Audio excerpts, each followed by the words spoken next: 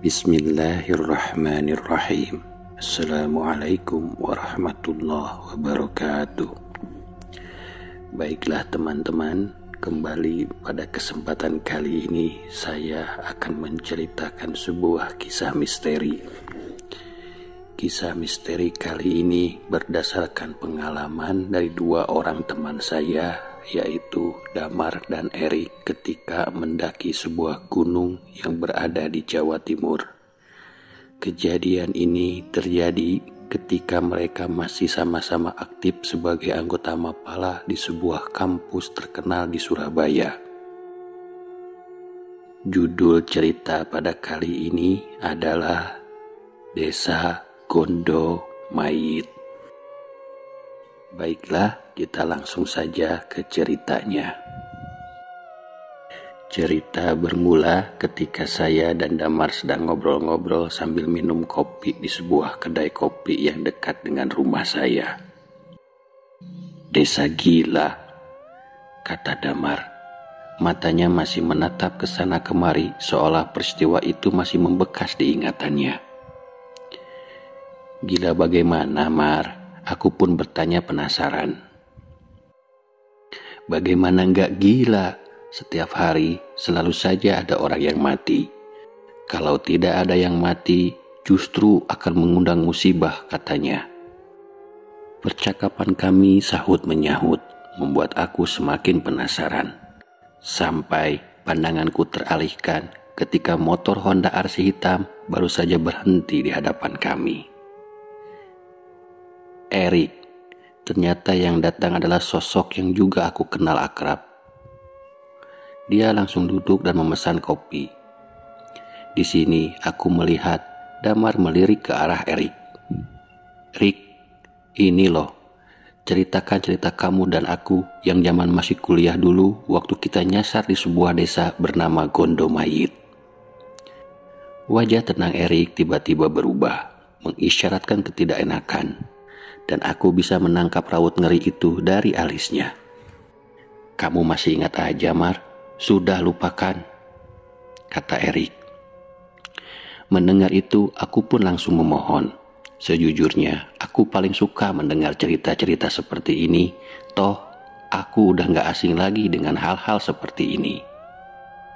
Awalnya, Erik tampak enggan menceritakan. Berbekal bujukan bahwa aku yang akan bayar kopi ditambah rokok untuk cerita ini, dia pun menyanggupinya. Disinilah aku melihat Erik menunjuk ke suatu arah utara dari kota Pahlawan. Aku pun mengerenyitkan dahi. Kamu tahu suatu daerah di utara gunung itu? Erik pun bertanya padaku sambil menunjuk ke arah sebuah gunung. Aku pun mengangguk. Ya, di sanalah desa itu berada. Dan disinilah cerita itu dimulai. Pada waktu itu, Damar baru saja ditunjuk untuk menjadi ketua Mapala periode tahun 2017 sampai 2019 di kampus kami, salah satu universitas yang cukup terkenal di kota Surabaya. Menjabat menjadi ketua pada semester 6 bukanlah hal yang bijak. Terlebih ketika ada agenda bahwa bulan Juli akan ada proyek untuk mendaki puncak Mahameru, di mana 4 universitas akan bergabung bersama Mapala kami. Damar pun membuat satu acara dadakan untuk mempersiapkan kesanggupan tim mereka pada bulan Juli. Akan tetapi, tak satu pun anggota yang sanggup karena bertepatan dengan UTS. Karena minimnya persiapan, Damar pun berinisiatif untuk melanjutkan agendanya meski bila harus seorang diri. Erik merupakan ketua Mapala sebelumnya pun akhirnya ikut bergabung karena ini untuk nama universitas mereka. Mereka berdua berdiskusi untuk menemukan satu tempat yang cocok. Akhirnya dipilihlah tempat itu, yaitu sebuah alas di pegunungan itu yang merupakan salah satu tempat untuk melatih stamina karena medannya yang menanjak dan juga tempat terbaik untuk mendapat momen di mana suhu tempat ini nyaris seperti suhu di puncak Mahameru. Sebelum Damar dan Erik tahu apa yang sudah menunggu mereka di sana, persiapan sudah dilakukan 1 minggu sebelumnya mulai dari izin untuk mendaki sekaligus menyisir tempat yang akan dijadikan tujuan pendakian ini, meski jalur yang akan dituju Damar dan Erik bukan jalur pendakian pada umumnya. Namun, Damar meyakinkan Erik perjalanan 6 jam terasa singkat, terlebih di hari yang semakin petang. Damar masih memeriksa semuanya, termasuk kompas yang selalu dibangga-banggakan pun tak luput dari genggaman. Mobil mereka berhenti di salah satu pos yang sudah tidak asing lagi bagi mereka. Anehnya, pada malam itu tidak ada satupun yang berjaga. Seharusnya ada 1 atau 2 penjaga, karena meskipun ini bukan jalur pendakian resmi, ini adalah jalur yang sering kali ramai pengunjung, karena tempat ini adalah satu tempat objek wisata yang terkenal. Menunggu, setidaknya itu yang dilakukan Damar, karena bagaimanapun laporan itu penting, terutama untuk menghindarkan dari hal-hal yang tidak diinginkan. 2 jam pun berlalu, namun masih belum ada 1 orang pun yang muncul. Hal itu membuat Erik gusar. Sudah, begini saja Mar, tinggalkan saja KTP di sini, tulis pesan bahwa kita sudah melaporkan. Lagian kita nggak tahu kapan petugasnya ada. Damar pun bimbang. Bukan sekali 2 kali hal ini terjadi. Namun, satu hal yang Damar ingat, hal-hal seperti ini biasanya diiringi dengan petaka yang buruk di langkah selanjutnya. Namun demikian, Erik benar. Tidak ada yang tahu kapan petugas itu akan kembali. Akhirnya, Damar dan Erik pun nekat melangkah masuk ke dalam hutan, bersiap untuk menyambut penghuni yang sudah menunggu mereka. Jam menunjukkan pukul 8 malam. Seharusnya jalanan belum segelap itu. Apalagi jalurnya sendiri masih tidak seberapa jauh dari pos pertama. Tapi malam itu lain. Jalur itu lebih gelap dari seharusnya. Yang lebih aneh lagi, tidak terdengar satupun binatang malam di sekitar sana. Medannya memang menanjak seperti bukit setapak, namun masih bisa ditempuh dengan santai. Di sini Erik memulai pembicaraan. Kalau kata mbahku, kalau nggak ada suara, biasanya ada hantu. Hus, dijaga mulutnya, tidak baik ngomong begitu, kata Damar.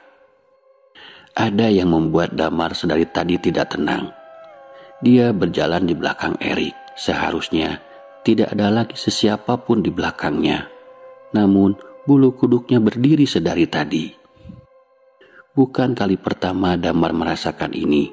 Selama dia mendaki gunung dan masuk ke hutan-hutan seperti ini, bulu kuduk atau leher meremang sudah menjadi makanan sehari-hari. Namun perasaan ini berbeda, seolah-olah yang ini jauh lebih mengintimidasi. Namun di sisi lain Erik tak merasakan apapun. Erik terus membuka jalan dengan parang di tangannya. Hal itu setidaknya memberi keterangan pada Damar. Sampai akhirnya ia mendengar suara lain. Damar pun seketika berhenti disusul Erik. Rik, Rik, panggilnya. Erik pun mendekat menatap Damar yang leluasa mencari-cari pandang. Opo Mar? Ayam. Ayam, kata Erik mengulangi. Dengar tidak suara ayam, kata Damar. Erik pun diam, mencoba mencuri dengar apa yang Damar dengar. Namun Erik menegaskan bahwa tidak ada suara apapun kecuali angin yang berhembus di sela dedaunan. Raono Mar.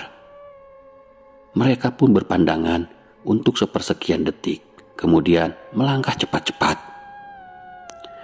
Ada hal-hal yang tidak sepatutnya diucapkan atau didengarkan. Salah satunya adalah suara ayam. Mendengar suara ayam seperti pertanda sial bagi siapapun yang mendengarnya. Terlebih di tempat ini. Damar dan Erik memikirkan hal yang sama. Kuntilanak. Meski kalimat itu tidak diucapkan, namun mereka sama-sama mengerti satu sama lain. Yang menjadi pertanyaannya adalah, suara ayam yang didengar Damar dan tidak didengar Erik menegaskan sesuatu. Salah satu dari mereka sudah disawang atau diincar sedari tadi. Degup jantung dan suara nafas yang terengah-engah menegaskan bahwa mereka sudah berjalan jauh lebih cepat dari yang sebelumnya. Berpikir bahwa mereka sudah aman, Erik lah yang kemudian mengatakannya. "Sialan, Mar, bau bunga sembujo." Mereka pun bertukar tatap. Tidak ada yang tidak mengerti Erik semengerti Damar. Umpatan atau kalimat tidak pantas biasanya menegaskan perasaan ketakutan. Dan itu cara Erik untuk menekannya. Namun terkadang Damar merasakan hal itu bisa mendatangkan hal sebaliknya. Kadang dunia mereka menangkap pesan berbeda. Ketika Erik masih berkutat dengan perasaannya, Damar meminta izin ke Erik untuk membuang air kecil. Ketika itu, tiba-tiba saja terdengar suara ayam, disambung dengan aroma bunga, dan kemudian berujung pada satu sosok di balik semak belukar. Erik menyaksikan semua itu, sedangkan Damar masih izin membuang air kecil. Erik mengintip sosok asing itu. Sosok itu tingginya setinggi Erik. Ia berdiri di bawah pohon rindang, berdiri begitu saja. Mengenakan baju yang terlihat seperti kain berwarna putih dan sangat mencolok di tengah kegelapan hutan. Erik terus memperhatikan sosok tersebut. Tatapannya terkunci pada kepalanya yang sedari tadi tergelek ke kiri dan ke kanan. Setelah beberapa saat, barulah Erik mengerti. Kepala yang tergelek itu bukan karena tanpa sebab, melainkan lehernya sudah patah. Saat itu Erik tersadar, sedari tadi ia melihat sosok kuntilanak yang sering ia dengar ada di hutan. Umumnya memang sering terdengar kabar bahwa penghuni hutan atau kasarnya penunggu-penunggu di dalam hutan adalah korban-korban kecelakaan atau bencana-bencana yang tidak umum. Kini setelah melihatnya dengan mata kepala sendiri, akhirnya Erik tahu bahwa mereka memang nyata. Damar pun kembali. Mereka pun meneruskan perjalanan dan melanjutkan rencana yang telah mereka susun. Mereka harus sudah menempuh setengah dari jalur pendakian yang menurut Damar, bila dilihat dari lama jam mereka berjalan, tidak jauh lagi. Erik kali ini lebih sering diam. Hal ini membuat Damar penasaran. Asap rokok mencoba mencairkan suasana, namun Erik lebih memilih diam. Sesekali dia mencuri pandang ke belakang yang jelas-jelas tidak ada siapapun kecuali Damar. "Ono opo, Rik?" Gak ono opo-opo." Damar tahu Erik sedang berbohong. Barulah ketika mereka sampai tanah lapang, yang artinya pos 2 tidak seberapa jauh lagi, barulah Erik membuka suara. "Ono kuntilanak, Dam?" Damar pun kaget. Namun Damar mencoba untuk tidak menanggapinya. Ia hanya melihat Erik lebih pucat. Sambil menyodorkan botol berisi air, Damar menyuruh Erik untuk menceritakan bagaimana ia melihat makhluk itu. Setidaknya hal itu akan membuat Erik sedikit lebih tenang. Setelah dirasa cukup dan Erik pun mulai tenang, mereka melanjutkan perjalanan menuju pos 2. Kali ini Damar yang memimpin. Disinilah keanehan itu terjadi. Pos 2 yang seharusnya tidak jauh dari tanah lapang itu tidak mereka jumpai. Damar dan Erik hanya berada di area itu dan itu terus menerus. Hal ini membuat mereka akhirnya berpikir buat menginap di sana. Terlepas dari apa yang mereka alami malam ini, mereka memutuskan untuk pasrah. Tak berapa lama terdengar suara langkah kaki seperti mengentak, yang kemudian diikuti oleh suara ramai. Sontak Damar dan Erik terkejut. Erik dan Damar melihat sesuatu yang tak pernah mereka pahami sebelumnya. Orang-orang berjalan berjejeran, seolah ada sesuatu yang sedang mereka kerjakan. Sampai mata Erik dan Damar tertuju pada barisan paling depan. Di sanalah mereka baru sadar ada pekuburan mayit. Untuk apa orang-orang menguburkan jenazah pada malam buta seperti ini? Setidaknya itulah yang Damar dan Erik pertama pikirkan. Selain itu, bagaimana mungkin ada penguburan jenazah di tengah hutan? Keganjilan itu sebenarnya sudah dirasakan sedari awal masuk ke dalam hutan. Damar dan Erik hanya terdiam sembari memandangi rombongan itu semakin jauh. Hingga akhirnya kehadiran mereka benar-benar lenyap ditelan kegelapan hutan. Di tengah perasaan campur aduk itu, tiba-tiba Damar mengeluh kesakitan.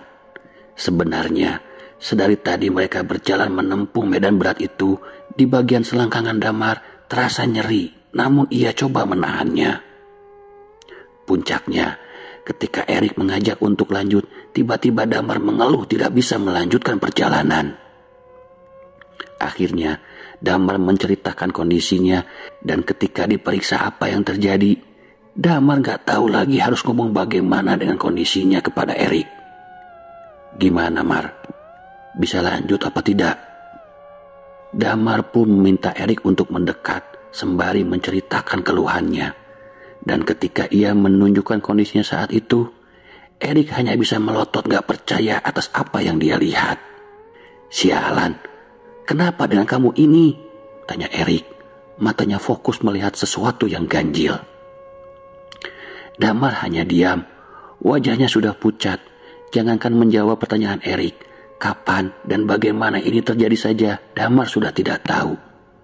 "Gak tahu, Rik. Aku benar-benar gak tahu," kata Damar. Melihat kondisi Damar seperti itu, Erik akhirnya menyuruh Damar bersandar di pohon. Pikirannya fokus ke rombongan yang tadi lewat. Dia berpikir, apakah itu jin ataukah bukan? Erik harus memanggil mereka agar Damar segera bisa ditolong. Tidak hanya itu, hal seperti ini baru pertama kali Erik hadapi. Bagaimana bisa terjadi hal-hal seperti ini? Padahal mereka tidak lupa berdoa agar dilancarkan semuanya. Tapi kok bisa testis Damar membesar tidak lazim? Besarnya sendiri nyaris sama seperti kepalan tangan yang menggenggam. Erik cuma berpikir satu hal, pasti jin gunung yang melakukannya. Erik pun meninggalkan Damar seorang diri. Ia berlari menembus semak belukar menuju ke rombongan yang sudah hilang lenyap di tengah kegelapan. Ada hal yang aneh, dan entah Damar dengar atau tidak, tapi Erik yakin. Tadi ketika mereka mengintip rombongan itu, ia mendengar suara gamelan yang didengungkan. Hal itulah yang membuat Erik tidak berani bicara, karena fokus mendengar alunan dari gamelan yang dipukul. Tidak hanya itu, ekspresi wajah dari iring-iringan itu tidak satu pun menunjukkan wajah sedih atau bersimpati. Sebaliknya, wajah-wajah itu sumringah seperti sedang mengadakan pesta. Lalu, keranda mayit yang dipinggul oleh 4 orang terasa asing. Biasanya, keranda mayat ditutup dengan kain hijau tua. Namun yang Damar dan Erik lihat, keranda mayit itu ditutup dengan kain hitam lengkap dengan bunga melati terajut sebagai pengiringnya. Hal itu yang dijadikan Erik sebagai patokan. Semoga ia masih bisa mendengar iring-iringan musik gamelan dan semoga mereka memang manusia. Setelah berlari kurang lebih 10 menit dan semakin jauh dari lokasi Damar yang masih menahan nyeri, Erik baru tersadar. Rombongan itu sudah lenyap dan hal itu menyisakan tanda tanya. Bagaimana bisa mereka berjalan santai dengan membopong mayit di medan yang naik turun seperti ini? Merasa putus asa, Erik akhirnya menelusuri jalannya lagi kembali ke tempat di mana Damar tak berdaya. Ia berharap segera selesai dan keluar dari hutan belantara ini. Ketika sampai di tempat Damar, Erik kaget melihat apa yang ada di hadapannya. Damar tidak sendirian. Di depannya ada nenek-nenek tua. Di punggungnya ia memanggul kayu bakar. Terlihat dari jauh, Damar tampak mengobrol dengan sosok asing itu. Dengan keraguan, Erik pun akhirnya mendekat. Saat itulah baru diketahui nenek itu adalah warga lokal. Ia tinggal di desa tidak jauh dari tempat mereka berada. Nenek itu menawarkan tempat persinggahan, sekaligus memberitahu bila apa yang terjadi pada Damar adalah akibat dari wetu. "Apa itu, Nek?" tanya Erik. Disitulah si nenek yang mengaku bisa menyembuhkan Damar bercerita. Wetu itu adalah demit atau lelembut penunggu sungai yang marah sama Damar karena tanpa sengaja Damar sudah mengencinginya. Akibatnya, Damar diselentek atau dikeplak area kemaluannya. Erik sempat ragu dan khawatir pada awalnya ketika si nenek yang dipanggil Mbah Do itu menawarkan untuk mengikutinya ke desa tempat tinggalnya. Tapi karena keadaan saat itu benar-benar darurat, memaksa Erik akhirnya setuju. Diboponglah Damar dengan kondisi seperti itu. Selama perjalanan, si nenek bercerita banyak hal. Salah satunya mengatakan permisi kalau mau buang hajat atau apapun. Mereka memang tidak terlihat, bukan berarti mereka tidak ada. Meskipun hanya sekedar izin dengan suara berbisik pun, mereka bisa mendengar, termasuk Wanggul yang sekarang mengikuti Erik. Erik pun kaget, kemudian bertanya dengan muka ngeri. "Wanggul itu apa, Mbah?" Si nenek berhenti, melihat jauh ke belakang sambil menunjuk. "Hantu wanita yang mati karena kecelakaan. Lehernya patah, dan dari tadi dia mengikuti kamu. Wangi apa yang kamu cium?" Erik pun mengatakan, "Sembujo, Mbah." Si nenek mengangguk. "Tidak apa-apa kalau sembujo. Kalau bau bangkai, nah itu baru berbahaya." "Lalu bagaimana, Mbah? Sampai kapan saya akan diikuti?" "Biarkan saja, nanti juga pergi sendiri," kata si Mbah. Setelah sekian lama mereka berjalan, benar rupanya, di depan terlihat sebuah desa. Namun desanya ini tidak terlalu besar. Rumah-rumahnya terbuat dari anyaman bambu. Pokoknya sangat jauh berbeda dengan kondisi rumah zaman sekarang yang dibangun dengan bata dan semen. Tepat di sudut rumah paling ujung, gentingnya terbuat dari ranting dengan ditutup daun kelapa kering. Si Mbah pun mempersilahkan masuk. "Tidurkan dulu temanmu di situ." Si Mbah masuk ke ruangan dalam, sedangkan Erik dan Damar tinggal di teras rumah. Ada bangku besar untuk merebahkan Damar. Erik masih gak habis pikir, hanya karena kencing bisa seperti ini. Selidik demi selidik, Erik melihat ke sana kemari, tatapannya menyapu dari rumah ujung ke ujung. Hanya ada 13 atau kurang rumah di sini. Dan sebelumnya ia tidak pernah mendengar daerah ini ada di desa. Apalagi keadaannya di tengah malam seperti ini, sunyi dan sepi. Tak berapa lama si Mbah pun keluar. Di tangannya ada kendi. "Minum ini, lalu pas minum menghadap ke selatan. Biar penyakitnya pergi ke selatan ya, Nak," kata si Mbah. Sambil berusaha berdiri, Damar menenggak air itu. Setelah itu si Mbah melanjutkan perintahnya. "Sekarang masuk ke rumah. Jangan keluar dulu, biar bencananya bisa pergi." Erik tidak paham maksud si Mbah saat mengatakan balas satu. Namun Erik mengiyakan tawaran itu. Kali ini mereka yakin Mbah yang menolong mereka mungkin memang manusia. Di dalam rumah, persis seperti yang dibayangkan Erik. Rumah desa yang benar-benar seperti pedalaman. Tidak mungkin ada listrik, bahkan peralatannya semua benar-benar lawas. Damar sudah tertidur lelap setelah dipersilahkan untuk istirahat. Sekarang Erik baru paham, mungkin rombongan itu adalah rombongan orang-orang dari desa ini. Namun, kenapa musik gamelannya seperti dekat sekali? Dilihatnya, Mbah Ndok menuju pintu dan membukanya. Di depannya ada anak kecil, wajahnya pucat dan ekspresinya tidak menyenangkan. Semakin dipandang, membuat hati Erik jadi gelisah sendiri. Si Mbah tampak ngobrol lama. Mencoba mencuri dengar, Erik hanya bisa mendengar kalimat patah-patah. Kalimat yang bisa didengar Erik hanyalah giliran, mati, saudara, ilmu. Selepas itu pintu ditutup. Mbah Ndok kembali masuk dan mengambil kain, lalu menutup kepalanya dengan kain itu. Di sana Erik pun bertanya, "Bade tindak pundi, Mbah?" Saat itulah Mbah Ndok menawarkan Erik apakah mau ikut atau tidak. Tawaran itu awalnya membuat ragu Erik, karena ia harus menjaga Damar. Tapi ada keinginan besar yang membuatnya penasaran, terutama bila melihat wajah anak pucat itu. seperti ada sesuatu yang ganjil. Akhirnya Erik pun memutuskan untuk ikut. Erik dibawa ke sebuah rumah. Di depannya banyak orang sudah menunggu. Benar dugaannya, ada gamelan yang ditabuh di antara kerumunan itu.